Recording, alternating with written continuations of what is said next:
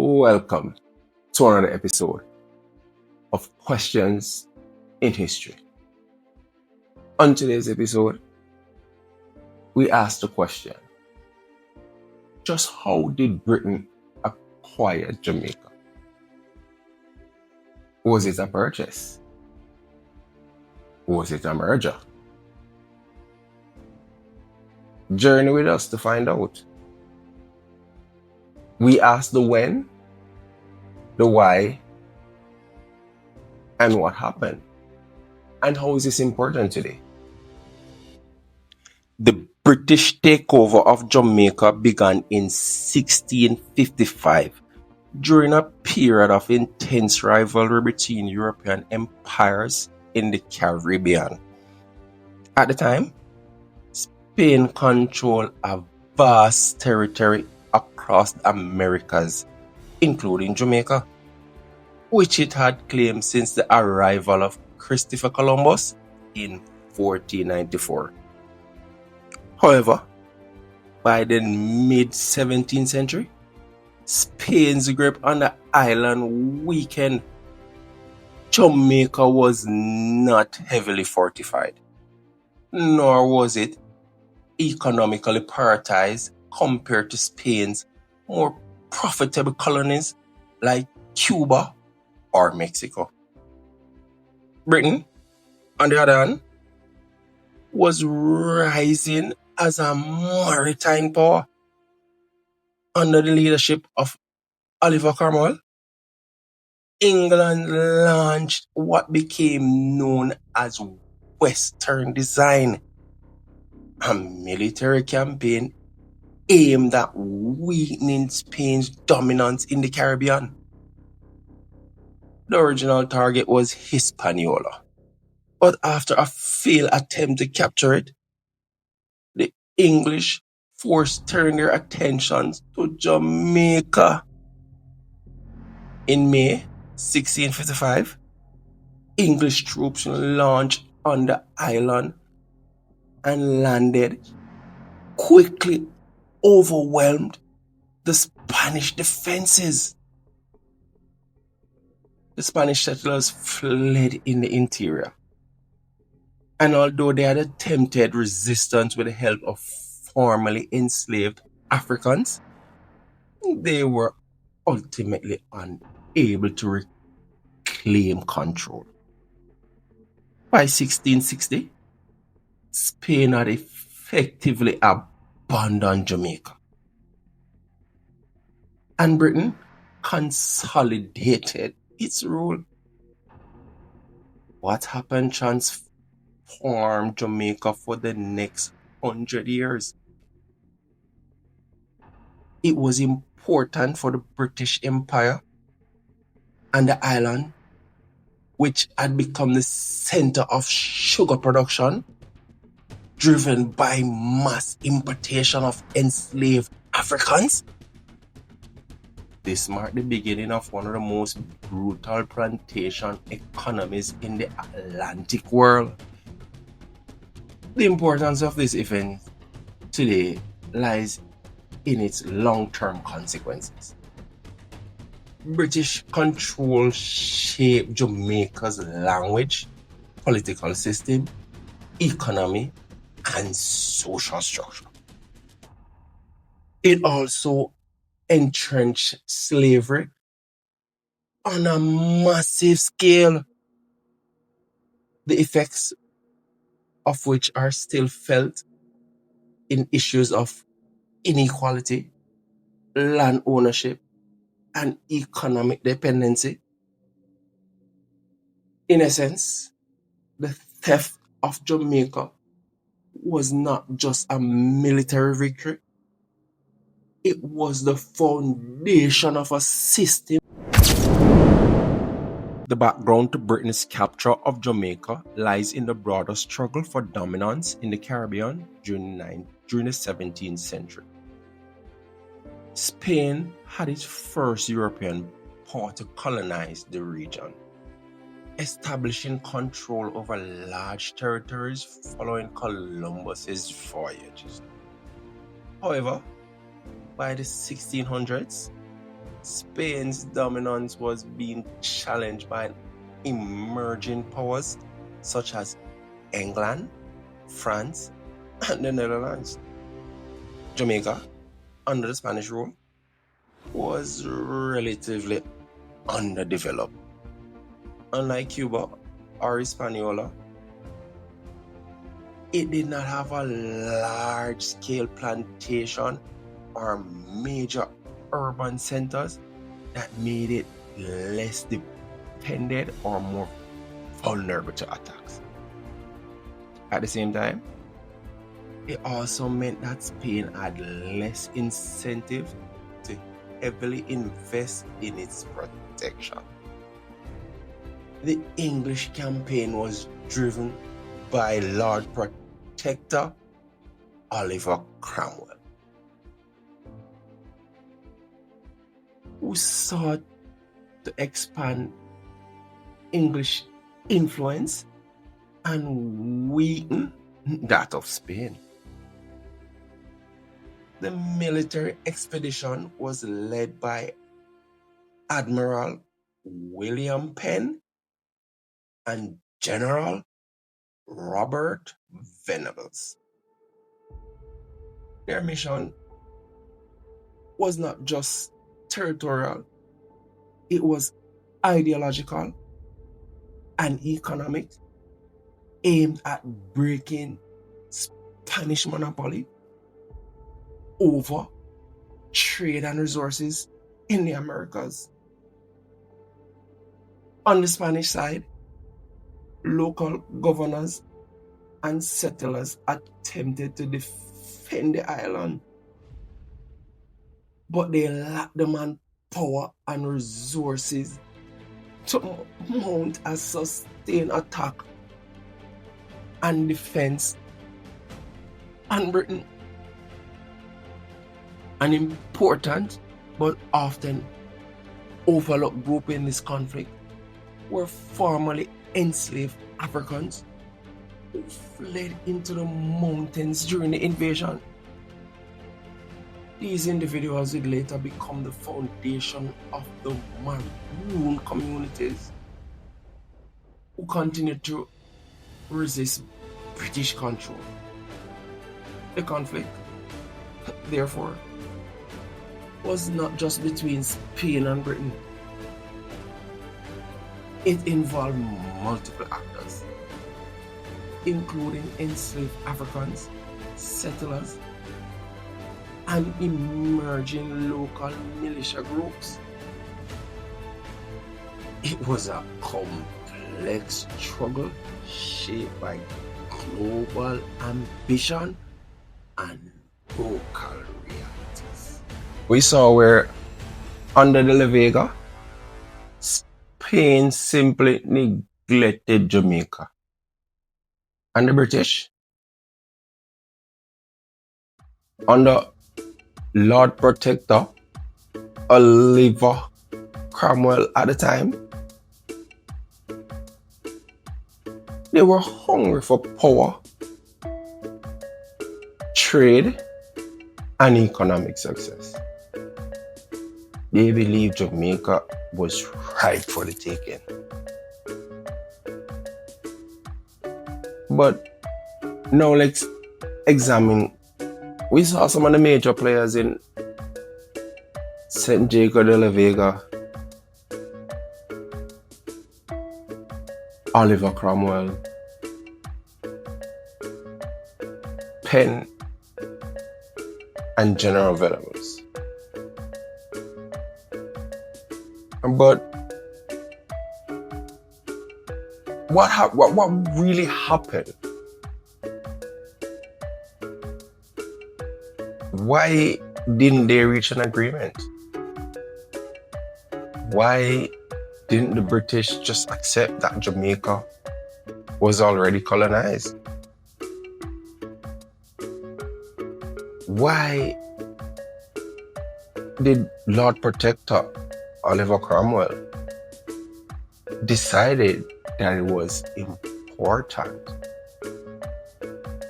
to seize Jamaica? The escalation of the conflict can be traced to both strategic decisions and unexpected failures. The English expedition initially targeted Hispaniola, one of Spain's most valuable colonies. However, the attack failed due to strong Spanish defenses and poor coordination among the English forces. This failure created pressure on the expedition leaders to secure some form of victory. Jamaica became the alternative target, a second option that was perceived as easier to capture. This decision marked a critical escalation as it shifted the focus of the campaign and brought Jamaica directly into the conflict. Once the English forces landed, the situation escalated quickly. The Spanish, recognizing their disadvantage, retreated and adopted guerrilla tactics, often supported by formerly enslaved Africans. This prolonged the conflict, the initial invasion, beyond a point that was no longer recognizable, turning it into a struggle for control rather than a single defensive battle.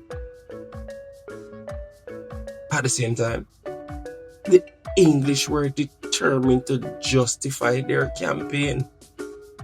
Holding Jamaica became a matter of national pride and strategic necessity. Reinforcements were sent, and efforts were made to establish a permanent base over the island. The escalation was also fueled by the broader geopolitical rivalry between England and Spain.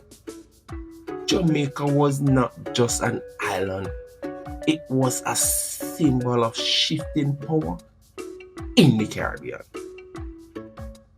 Losing it represented a significant blow to Spain, while gaining it elevated England's status as an imperial force. To summarize question 3, we saw where there was a failed attack on Hispaniola, and the British, in order to salvage their pride, they decided to capture Jamaica. But the Spanish, they were resilient. They didn't give up that easily. They engaged in what we know known as a guerrilla warfare. It was estimated that a lot of waterways were poisoned, a lot of cattle, cows, goats, chickens, they were killed. Basically, the Spanish, they decided that they weren't giving up that easily. And they decided if Britain was coming to Jamaica to capture it, they would have no food source, they would have no water. And the Spanish had the help from localized Africans who were on the island at the time, and some even before the arrival of the Spanish. Some of them were brought to the island by the Spanish, but some of them were there before the Spanish. So, now that we have question 3 out of the way, let's examine question 4. What were the key moments turning points and decisions of the British invasion. The first key moment was the English landing in May 1655. This marked the beginning of the invasion and set the stage for the transfer of power. The lack of strong Spanish defenses allowed the English to secure initial control relatively quickly. The second turning point was the Spanish retreat in the interior. Rather than engaging in a direct confrontation, Spanish forces adopted a strategy of guerrilla warfare, attempting to disrupt the English control through smaller, localized actions. The shift changed the nature of the conflict from a conventional battle to an ongoing struggle. Another critical moment was the decision by the Spanish to eventually abandon the island. By 1660, it became clear that reclaiming Jamaica was not worth the resources required, especially given Spain's commitment to elsewhere in the Caribbean. This decision effectively handed the island to Britain. For the English, the key decision was to hold and develop Jamaica rather than to treat it as a temporary conquest. This led to the establishment of plantations and the expansion of slavery, which would define the island's economy. Finally, the emergence of the Maroon communities represented a long-term turning point. These groups continued to resist the British authority, shaping future conflict and influencing Jamaica's history in profound ways. We saw where the British invaded and the Spanish forces simply abandoned the island.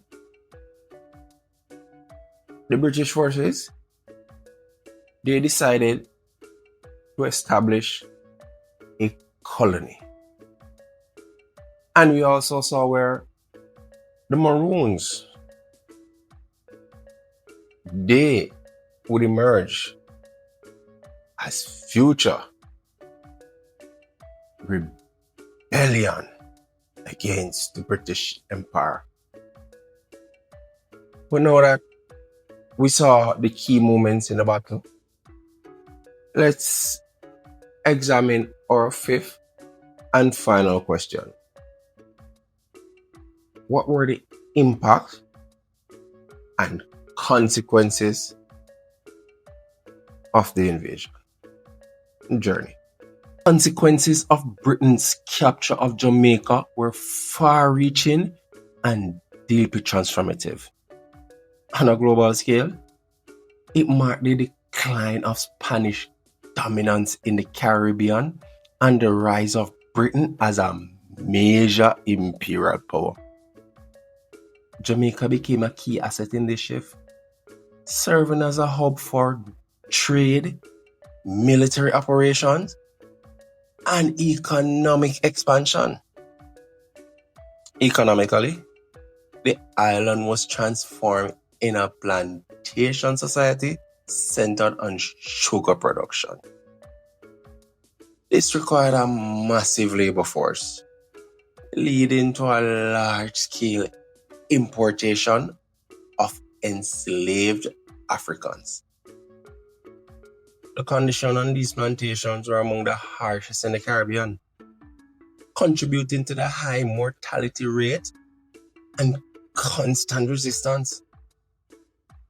Socially, the British established a rigid racial hierarchy that placed white elites at the top and enslaved Africans at the bottom.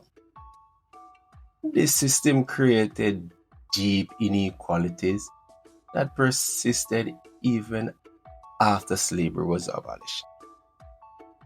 Politically, British rule introduced a system of governance, law, and language that continue to shape Jamaica today.